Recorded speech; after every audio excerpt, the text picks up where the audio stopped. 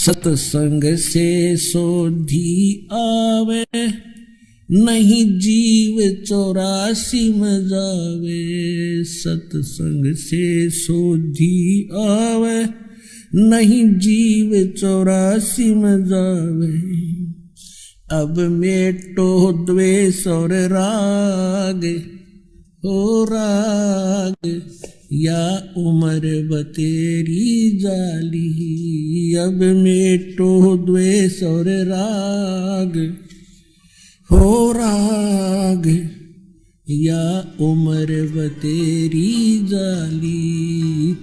और भगत संत साधु और सोना और सजन, सजन पुरुष भद्र पुरुष टूट जोड़े 100 बार। जैसे सोने का आभूषण बना दिया, अलग अलग टुकड़े कर दिए, फिर उसको दोबारा आभूषण बनाया जाता, निशान भी नहीं रहता ये कौन था, वैसा ही बन जाता है।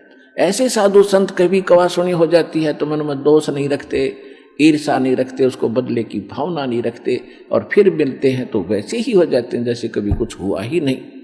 और दुर्योधन दुर्जन था, एक धक दरार उसमें इतना क्रैक आ गया, वो मिटा नहीं, अपना नाश करा कर टिका, सर्वनाश कराया उसने। अब उसी आधार से उसने कहा कि दुशासन अब इसको नंगा कर सुबह में, हम तो अंधे हैं और अंधों की संतान है, हम कुछ देख थोड़े सकेंगे इसके अंग को, नंगा कर इसको आज। अब द्रौपदी, वहां कौन कौन विराजमान थे पुण्यात्मा, महाभारत पढ़ा करते आप, इसको बड़ा अनमोल ग्रंथ जान के, इसके अंदर जो इन पात्रों का जो गलत रोल था किसी का नहीं धरती पर हमने देखने नहीं मिला। विषम पितामह द्रोणाचार्य और कर्ण, ये 3 ऐसे योद्धा थे जिससे सब कुछ कांपते थे। दुर्योधन भी कांपता था और वो सारे सभी कौरव कांपते थे। लेकिन उस सभा में वो सारे बैठे और विदुर भी विराजमान था, विदुर जो कौरव पांडवों का चाचा था। अब वहां पर जब उसको नंगा करने लगे, द्रौपदी ने सबसे पुकार की। पहले तो ये सोचा कि ऐसी गलती कैसे कर देंगे, सारी सभा में मुझे नंगा कैसे कर देंगे। भीष्म पितामह जैसे बैठे हैं दादाजी, और साथ में ये बैठे द्रोणाचार्य गुरुजी, और कर्ण जैसे महापुरुष अक्षत्री विराजमान है, ये कैसे गलती करेंगे। तो जब सबकी तरफ देखा, दुशासन ने उसका पल्ला पकड़ दिया नंगा करने के लिए। किसी ने भी यूं नहीं कहा तुम क्या कर रहे हो मूर्खो, ये क्या कर रहे हो, कैसा जुल्म कर रहे हो। अपने पति 5 पांडवों की तरफ देखा, क्योंकि वो हार चुके थे, वो बंध चुके थे, नीची गर्दन कर ली। अब द्रौपदी ने देखा कि तो सब फेल हो गए, तो जिसको तू आसरा मान बैठी थी, जिनको सहारा मान रही थी, ये तेरी मदद हेल्प करेंगे, तो ये तो फ्यूज हो गए सारे। तो यहां परमात्मा ने कहा कि उस समर्थ की रीढ़ छुपाई कुल कुटुंब तेराता। अब इन संसारिक लोगों से तू अपनी कल्याण चाहता है, इनसे मदद मांग रहा है, ये मदद नहीं कर सकेंगे। समय आने पर भगवान ही मदद करेगा। और वो कैसे करेगा, यदि तूने उसके अनुकूल कोई ऐसा कर्म किया होगा तो करेगा। अब उस समय उस सभा में एक व्यक्ति था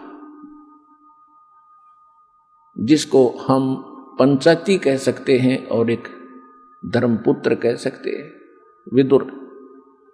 विदुर ने खड़ा होकर कहा, करे भले आदमियों, तुम क्या करने जा रहे हो, कुछ दुर्योधन अकल से काम ले। बाहर के लोग तुम्हें क्या कहेंगे, अपनी इज्जत अपने हाथों उतार रहे हो। तुम एक ही दादा की संतान हो, तुम अलग अलग नहीं हो। विदुर कहे ये बंधु तुम्हारा, ये पांडव भी तो आपके ही चचेरे भाई हैं। विदुर कहे ये बंधु थारा, एक कुल एक परिवारा, और तुम ये ऐसा जुल्म ना करो, अपनी इज्जत आप ही उतार रहे हो। और कहते हैं जब विदुर ने उनको मना किया, रोकना चाहा तो थप्पड़ मारा, उसके मुंह पर थप्पड़ मारा कि तू तो पांडवों का चमचा है, सदा इन्हीं की ओर बोलता आया, जबकि नाते में वो चाचा था, सगा चाचा।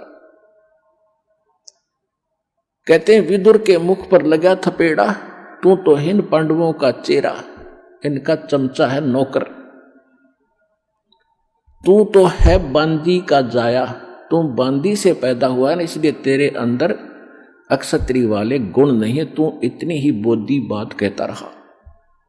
तू तो है बांदी का जाया। जब ये शब्द उसने कहा दुशासन ने, कहते हैं भीष्म, कर्ण और द्रोण मुस्काया। अकल देखो उन महापुरुषों की, पंचायत में बैठे हैं और एक लड़का अपने चाचा का थप्पड़ मार रहा है और उसको अपशब्द कह रहा है, और वहां वह बैठे मौजूद व्यक्ति हंस रहे हैं, मुस्कुराए वो, जबकि उन्होंने खड़ा होकर कहना चाहिए था, निकम्मे खबरदार देते ने अपने चाचा का हाथ लगा दिया, सारी नैतिकता नाश कर दी तूने। और वो इसके विपरीत उन्होंने ना कुछ टोका टाकी की, ना ये कहा तू ऐसा ना करो, बल्कि ये शब्द सुन के कि तू तो है बांदी का जाया। भीष्म, कर्ण और द्रोणाचार्य गुरु कहते मुस्काए, हंसे। और वहां एक था भक्त, एक था पंचायती। उस सभा में पंचायती के एक लक्षण और गुण होते हैं, सच्ची बात कहे, मुंह पे कहे, और उसकी नहीं चले तो उठ कर चला जाना चाहिए, वह बैठा नहीं रहना चाहिए उस सभा। तो विदुर वहां से उठ कर आ गया, वह रहा नहीं। या तो भीष्म, द्रोणाचार्य और कर्ण ने उनका विरोध करना चाहिए था, नहीं मानते तो सभा त्याग देनी चाहिए थी। वहां बैठे किस लिए थे? वो बुद्धिहीन, उस द्रौपदी को नंगा देखने के लिए बैठे थे वो दुष्ट व्यक्ति। और किस लिए बैठे थे? अब कहते हैं बंधे से बंधा मिले और छोटे कौन उपाय, कर बंदगी निर्बंध की वो पल में दे छुड़ाए। अब दुर्योधन के मलिन अन्न को खाकर भीष्म पितामह, द्रोणाचार्य और कर्ण वो दूषित मन के हो गए थे, वो बंध गए उसके लोक लाज में, किसका टुकड़ा खाते हम कैसे बोलेंगे। और विदुर ने खड़ा होकर कह दिया, और उधर से पांडव बंध गए कि हम हार चुके हैं, द्रौपदी को हम बोल नहीं सकते, वो भी बंधन में बंध गए, मर्यादा में। पुण्यात्मा, जब यह जीव इन संसारिक लोगों से अपना आस्था हटा लेगा, एक उदाहरण शब्द लेना यहां पर, जब तक आप किसी राजनेता या अन्य किसी अपने धनी रिश्तेदार से आशा रखते हो अपने किसी वस्तु की, भगवान साथ कम देगा। जब आप उनसे हटकर केवल एक परमात्मा में आस्था रखकर सच्चे दिल से पुकारोगे तो पता नहीं क्या कर दे एक पल में।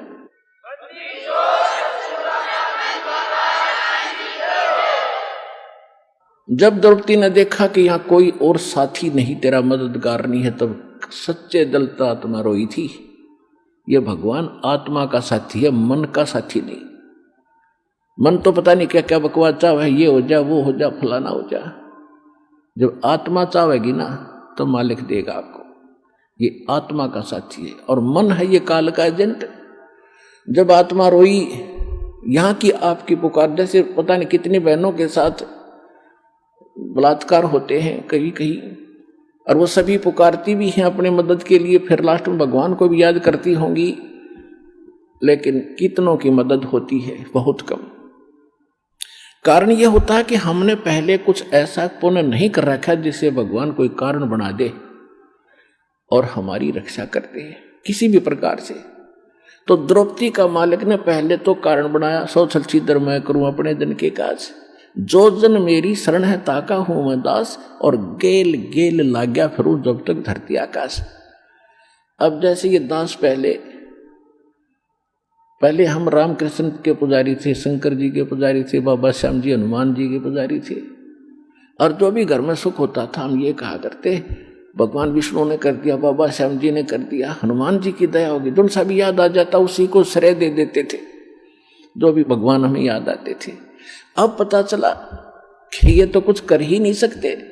अब ज्ञान की रोशनी से पता चला कि करने वाला तो वही था। कहते हैं जगत का पेखना पेख्या, धनी का नाम ना लेखा। संसार के लोगों का ही हमने क्रेडिट दिया, इसने ऐसा कर दिया, इसने ऐसा कर दिया। वो कराने वाला भी कोई और ही है अगर किसी से कुछ करवा रहा है।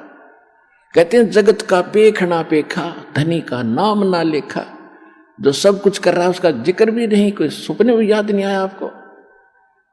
तो परमात्मा कहते हैं जब तक जो मेरी शरण में है, कभी किसी शरण समय में ये द्रौपदी वाली आत्मा भगवान की शरण में थी, इस कलयुग के इस पीरियड में ये चल रहा है जो स्वर्ण युग आ गया ये, और इसमें जो बिचल गए, पिछड़ गए, रह गए, वो फिर यही धक्के खाते हैं। रानी बन गई, कभी राजा बन गए, कभी देवता बन गए। कमाई इस समय की होगी वह सत्य भक्ति, और हजारों युगों तक चलेगी उनके साथ, क्योंकि इतनी कमाई इतनी बनती है इसकी, फिर यहां बर्बाद हो जाती है। लेकिन जो एक बार उसकी शरण में आ गया, परमात्मा इतने दयालु है, उसको कहीं ना कहीं घुमा फिरा के इवन द्रौपदी का भी ईव जन्म देंगे, दोबारा यहाँ पटकेंगे उनको, जब उनका नंबर आओगा, जब टके रहे तो न कहा मोक्ष होना था।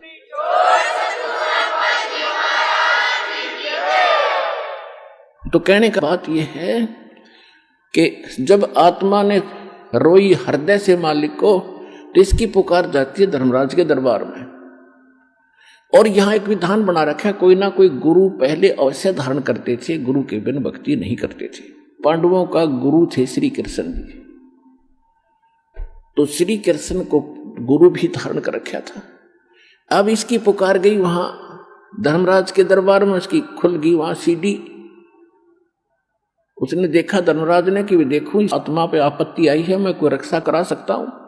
उसने देखा कि इसने एक ऐसा दान कर रखा एक साधु संत को कपड़े का, इस तक पता नहीं कितना क्रेडिट दिया जा सकता है। तो वहां से रिफ्लेक्ट होकर के श्री कृष्ण में आई वो नो की नो पावर मालिक की।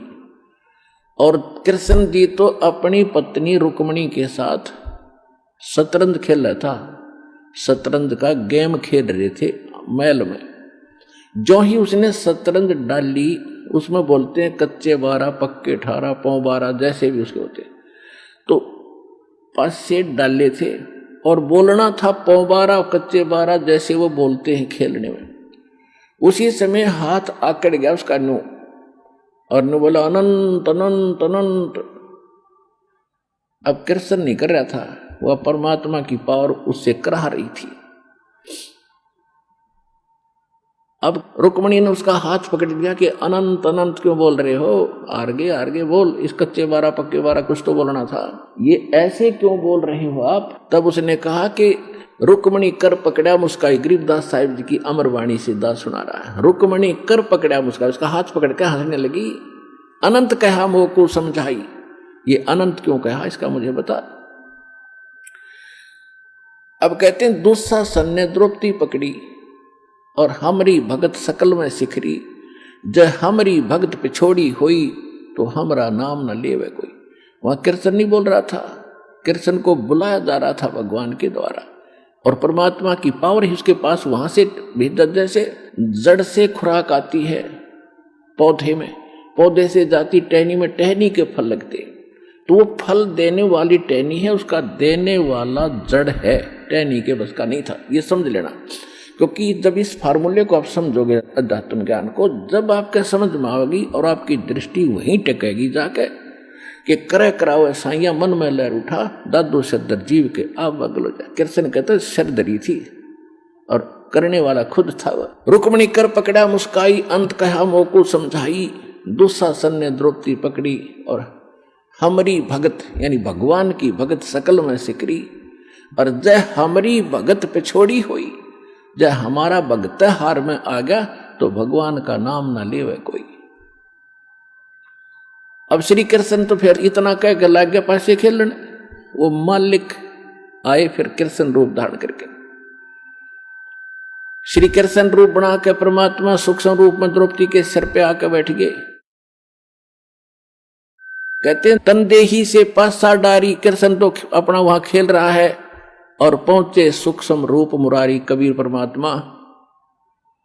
खेचत खेचत खेच कसीसा, सिर पर बैठे हैं जगदीशा। द्रौपदी सुता के तीर बढ़ाए, शंख असंखों पार न आए। द्रौपदी सुता ने दीनी लीर और जाके अंत बढ़ाए चीर।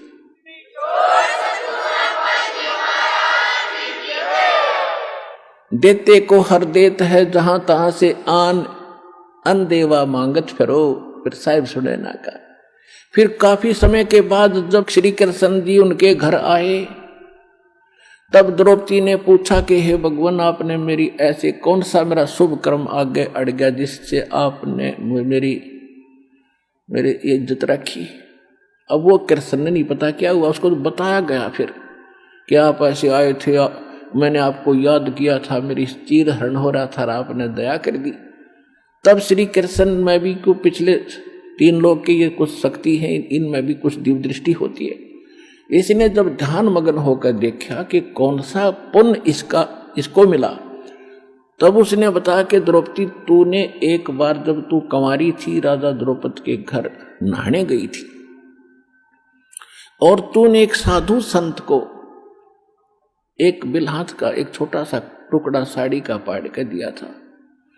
उस महात्मा को दिए हुए फल, उस टुकड़े का फल आपको इतना मिल गया। ओहो, जब उसको याद आया, रिमाइंड हुआ को, अच्छा ओहो, इतने महापुरुष थे वो सूरदास। तो कहती है कि एक लीर माने छोटे से टुकड़े के कारण मेरे हो गए चीर अपार, और जब मैं पहले जानती कि ऐसे समर्थ है ये, तो सब कुछ देती वार कि उसको ना जाने के दान दे देती, इस महापुरुष को पता नहीं क्या समर्पण कर देती।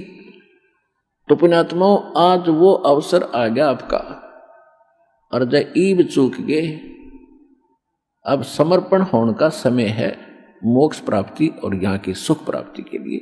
इसलिए आपको उदाहरण सुना।